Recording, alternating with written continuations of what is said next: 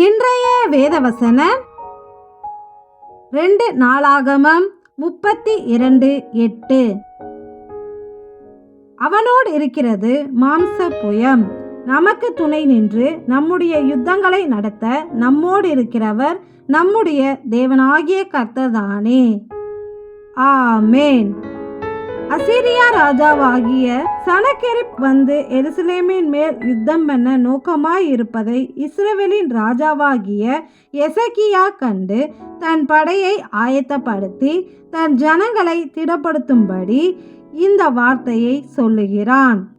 இந்த நம்பிக்கையினால் ராஜாவாகிய எசேக்கியாவும் ஆமோத்சின் குமாரனாகிய ஏசாயா தீர்க்கதரிசியும் பிரார்த்தித்து வானத்தை நோக்கி அபயமிட்டார்கள். அப்பொழுது கர்த்தர் ஒரு தூதனை அனுப்பினார். அவன் அசிரியருடைய ராஜாவின் பள்ளத்தாக்கில் உள்ள சகல பராக்கிரமசாலிகளையும் தலைவரையும் சேனாதிபதிகளையும் அதம் பண்ணினான். அப்படியே சனகெரிப் செத்த முகமாய் தன் தேசத்துக்கு திரும்பினான்.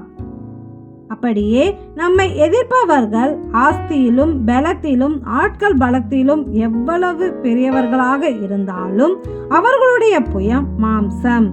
ஆனால் நம்மோடு இருக்கிறவர் நம் தேவனாகிய கர்த்தர்.